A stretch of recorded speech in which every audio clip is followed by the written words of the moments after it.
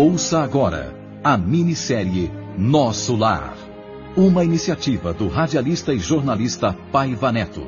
Os direitos autorais da obra literária de André Luiz, psicografada por Francisco Cândido Xavier, pertencem à Federação Espírita Brasileira, que gentilmente autorizou a sua radiofonização. Realização: Rede Boa Vontade de Comunicação. Fundação José de Paiva Neto.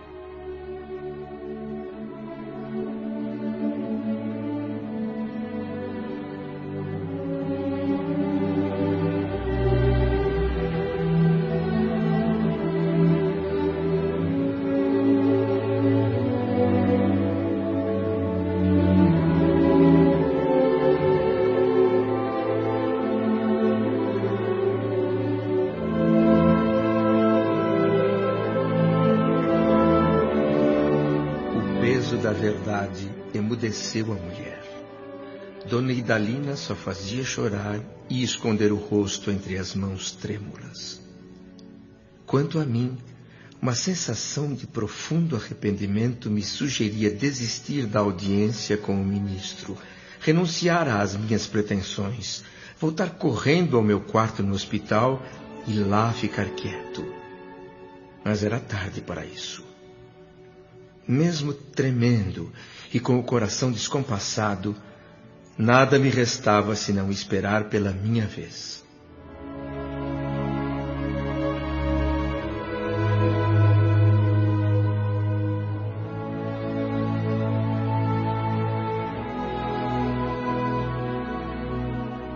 Senhora Idalina, não duvido da sua dedicação aos filhos queridos, mas na condição em que se encontra, seria como uma mãe paralítica, incapaz de prestar socorro justo. Qualquer um de nós, para alcançar a alegria de auxiliar os amados, precisa da interferência de muitos outros a quem tenhamos ajudado por nossa vez. E se minha irmã nada acumulou de seu para dar, só pode contar com a contribuição amorosa dos outros. Mas como receber a colaboração desses outros, se a senhora ainda não semeou nem ao menos um pouco de simpatia? Hã? O camponês que cultiva a terra tem a gratidão dos que saboreiam os frutos. O operário que entende o chefe exigente e executa suas determinações é o sustentáculo do lar em que o Senhor o colocou. O servidor que obedece e constrói, conquista superiores e companheiros. Ninguém poderá ser útil aos que ama se não trouxer no coração a nobreza de saber servir. O trabalho e a humildade são as duas margens do caminho do auxílio. Para ajudarmos alguém, precisamos de irmãos que se façam cooperadores, amigos. Mesmo com o coração ferido e diante das mais pesadas dificuldades, cada qual deve saber que o serviço útil pertence, acima de tudo, ao doador universal.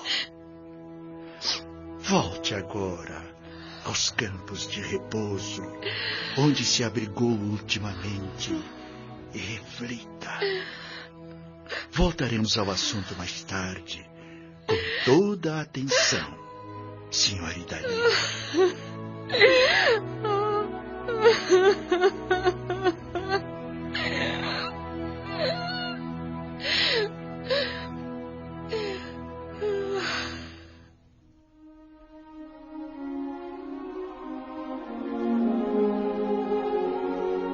Eu estava dividido entre a compaixão pela pobre mulher e a reflexão sobre as verdades desferidas pelo sábio Clarencio.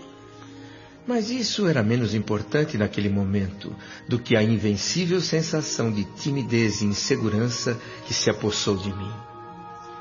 Um menino intimidado por examinadores rigorosos não estaria tão apavorado quanto eu. Vendo a velha senhora desfeita em lágrimas, levantando-se e saindo vacilante, pensei em quanta sabedoria existe no saber calar, aprender a esperar deliberações superiores com paciência e resignação. Que presunção descabida a minha, pedir atribuições de médico num hospital onde eu não passava de enfermo. Quis renunciar, desistir, inventar um pretexto qualquer e sair correndo dali. Mas era impossível. O velho ministro, como se lesse meu pensamento, sorriu e disse em tom firme: Pronto, André, pronto. Agora vamos ouvir você. Diante do inevitável, reuni a coragem que pude e pensei em solicitar ao ministro qualquer serviço médico em nosso lar. A indecisão me dominava e a consciência me advertia. Por que pedir um serviço especializado? Não seria repetir os erros humanos? Não seria um incentivo à vaidade que não aceita serviços diferentes daqueles que os títulos nobiliárquicos ou acadêmicos nos autorizam? Dei um longo suspiro de alívio ao notar que essa ponderação me equilibrava a tempo. Escolhi as palavras o melhor que pude e falei.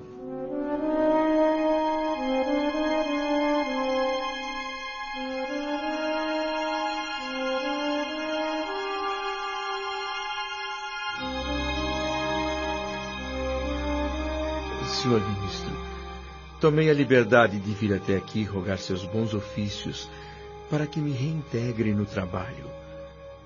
Ando saudoso das minhas atividades, ainda mais agora que a generosidade de todos aqui em nosso lar me devolveu a saúde, a bênção da harmonia orgânica.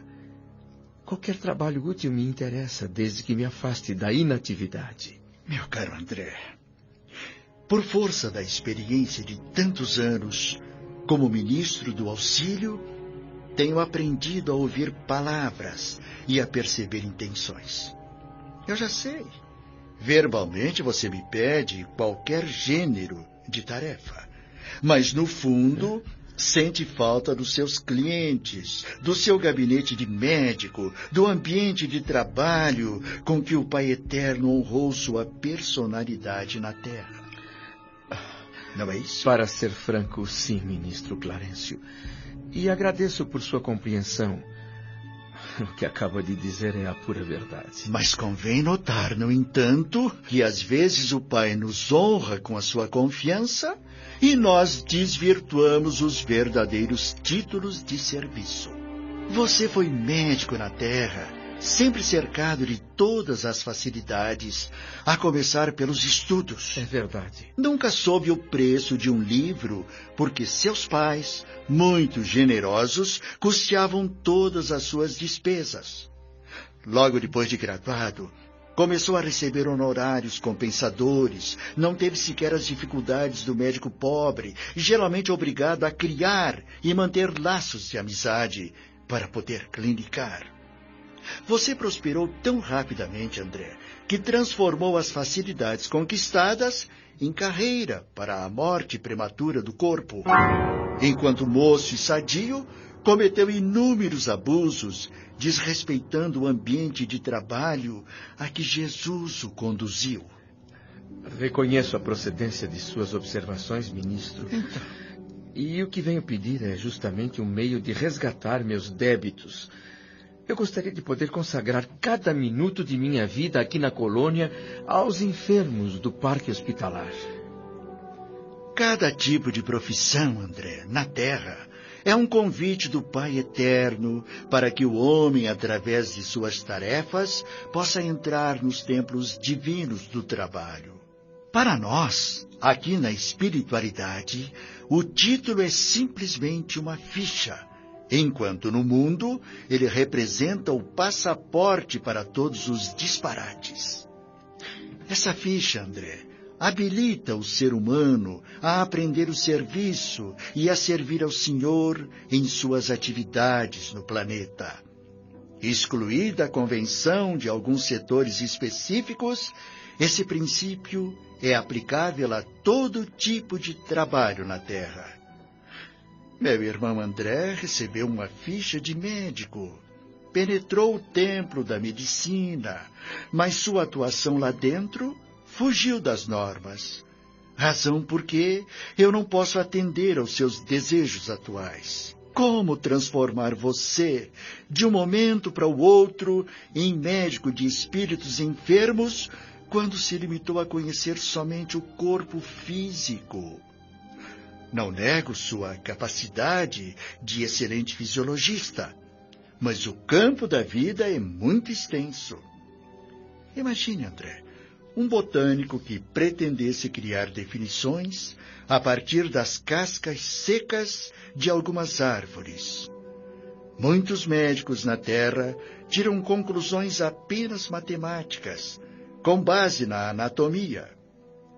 Tenho todo o respeito pela matemática, mas ela não é a única ciência do universo. Como você pode reconhecer agora, o médico não deve ficar estacionado só nos diagnósticos e terminologias.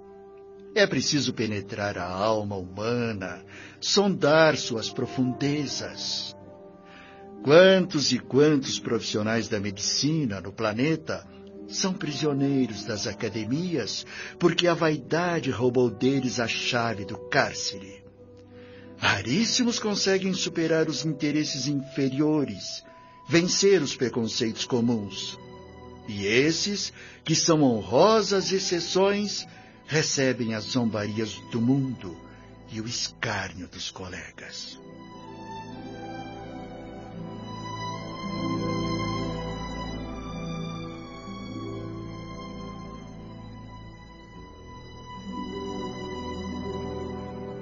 Fiquei parado, assombrado com tantas verdades em estado bruto atiradas em meu rosto e sem que eu tivesse um único argumento para contestar.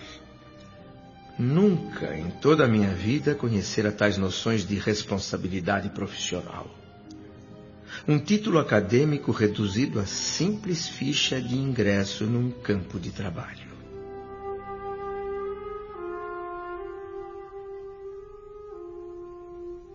Como vê, meu caro amigo, você não se preparou convenientemente para os nossos serviços aqui. Compreendo a lição, meu generoso benfeitor. Então, E só posso me curvar diante de tantas evidências. Eu quero me submeter a qualquer trabalho, mas a qualquer trabalho mesmo nesta colônia de realização e paz. mas eu não possuo só verdades amargas, André. Afinal, tenho que lhe dar algum estímulo. Você não pode ainda ser médico aqui em nosso lar, mas oportunamente poderá assumir o cargo de aprendiz. Compreendo, ministro Clarencio. Além do mais, minha posição atual não é das melhores. Mas pode-se dizer que é confortadora. Muitas intercessões têm chegado ao Ministério do Auxílio a seu favor. Intercessões a meu favor? Mas só podem ser de minha mãe. De sua mãe e de amigos, André. Assim que você chegou à nossa colônia, o Ministério do Esclarecimento mandou-me suas notas para que eu as examinasse com atenção. E então? Vi nelas muita imprevidência, abusos e reflexões, mas também algumas informações favoráveis. Por exemplo, Sim. nos seus 15 anos de clínica, você deu receitas gratuitamente a mais de 6.000 necessitados. Na maioria das vezes, praticou esses atos de caridade só por fazer. Mas mesmo sendo assim, a prática do bem sempre acaba por espalhar bênçãos em nossos caminhos. De todos esses que você atendeu sem cobrar, pelo menos 15 nunca o esqueceram, André. E tem enviado até aqui comoventes apelos a seu favor. Não diga. Na verdade, mesmo o benefício feito aos indiferentes aparece aqui a seu crédito. Depois de aprender novas lições e de viver muitas experiências úteis, meu amigo André estará pronto para o futuro infinito.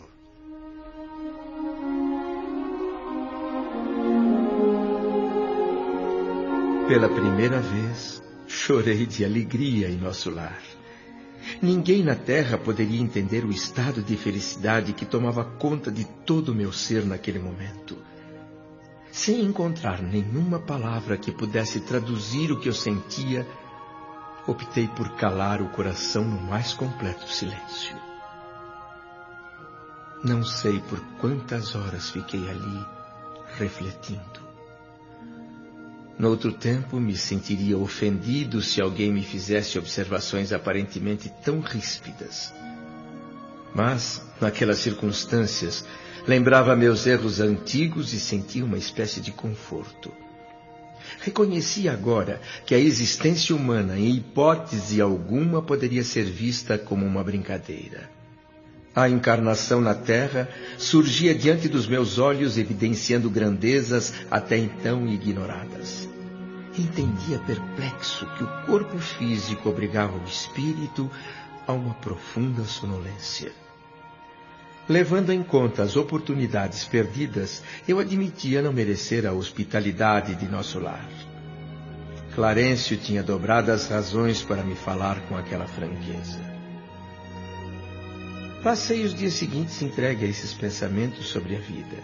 Sentia no íntimo grande ansiedade de rever o lar terrestre, mas não me atrevia a pedir novas concessões. Todos os meus benfeitores da colônia eram muito generosos. Até adivinhavam meus pensamentos, e se até ali não haviam espontaneamente concedido a realização desse meu desejo, é que por alguma razão não seria oportuno. Assim, permanecia calado, resignado e triste.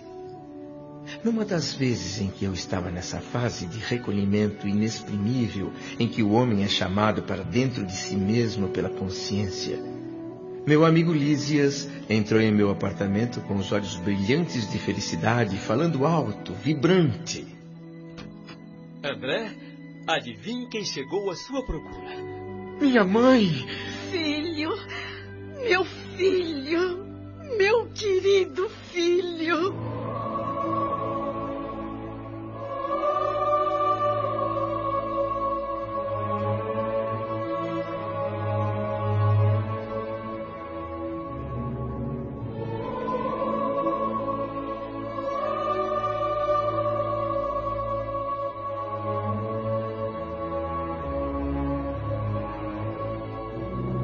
Não sei dizer o que se passou então. Voltei a ser criança como nos tempos em que brincava sob a chuva com os pés descalços da areia do jardim de casa. Eu chorava e abraçava carinhosamente a minha mãe. Beijava e afagava a sua cabeça pequenina e branquinha. Misturava minhas lágrimas com as lágrimas dela. Olhava todos os detalhes de sua roupa. O vestido escuro, as meias de lã e a mantilha azul que lembravam tanto seus velhos trajes caseiros. Sem conseguir articular uma única frase, eu olhava o rosto enrugado, o olhar doce e calmo de todos os dias, os cabelos parecendo fios de neve. Eu era naquele momento o mais venturoso dos homens. Minha mãe estava ali comigo. O barco de todas as minhas esperanças não poderia ter ancorado em porto mais seguro.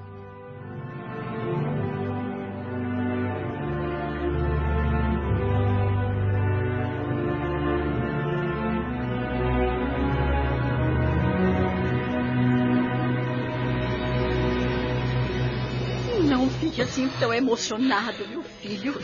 A alegria também, quando é demais, costuma castigar o nosso coração. Além disso, você ainda está fraco. Não deve desperdiçar energias.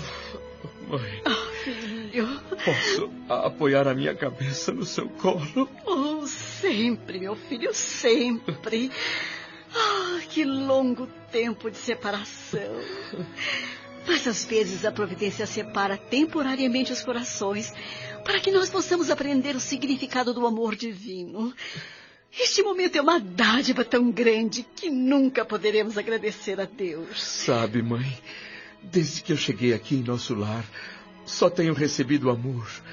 Amor que, na verdade, não mereço. Sei tudo que o ministro Clarencio disse a você, André. Clarencio é um espírito sensível, generoso e de grande sabedoria.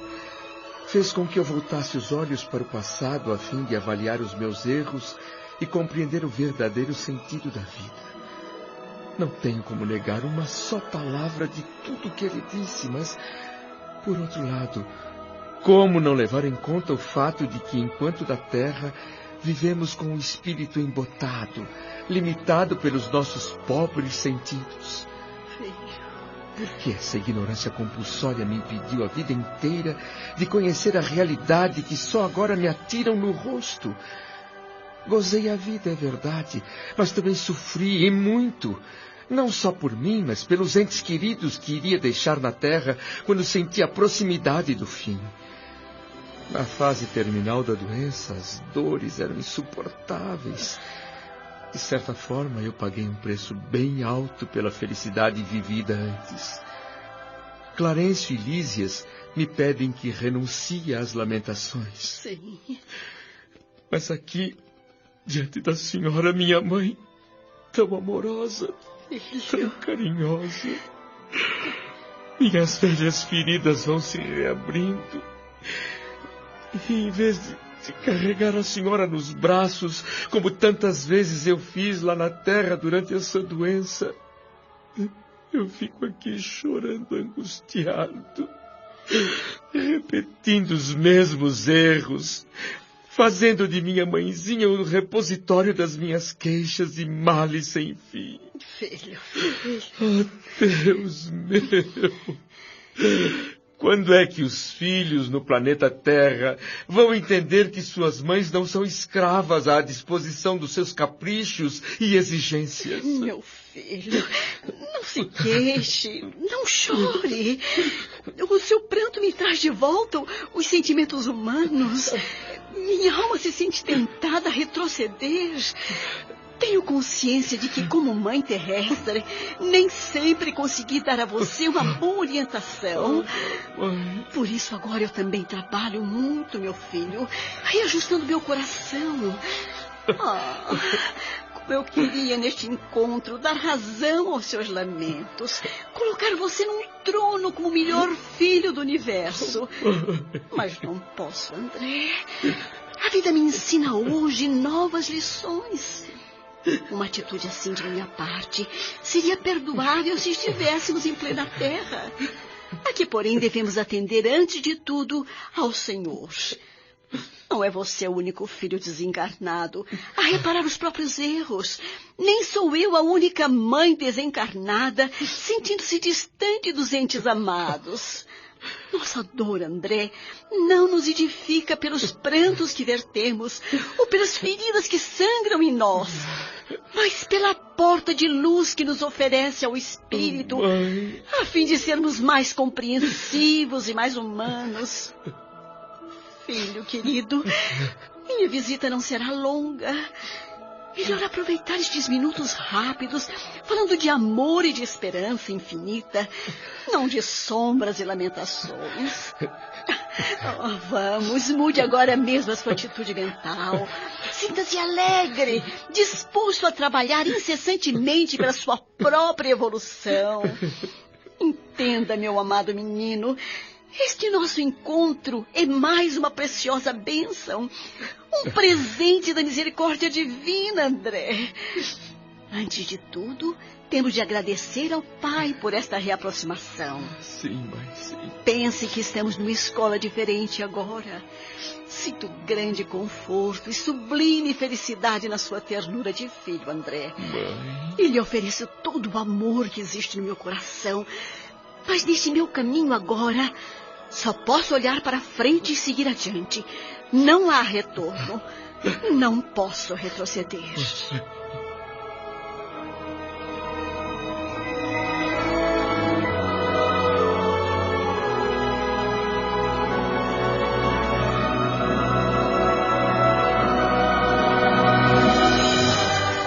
A presença da minha mãe ali, ainda que por alguns minutos, foi para mim a realização do mais belo sonho que eu poderia sonhar. O monstro das imperfeições acumuladas em mim durante séculos, em numerosas vidas materiais, já não era tão assustador. Aquelas palavras benditas me despertaram. Fluidos vigorosos partiam do olhar terno e profundamente amoroso daquela velhinha. O mesmo olhar que muitos anos antes me contemplara no berço. Atingido em cheio, o meu coração experimentou uma felicidade que eu nunca imaginei existir. Ela ficou um tempo em silêncio. Depois sorriu enquanto eu a beijava na fronte. Não me lembro de ter visto minha mãe mais bela em toda a minha vida.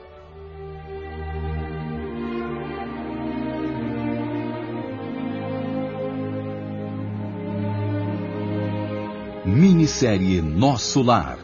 Uma iniciativa do radialista e jornalista Paiva Neto.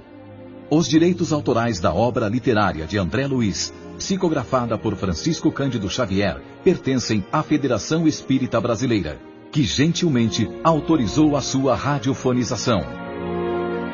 Realização: Rede Boa Vontade de Comunicação. Fundação José de Paiva Neto.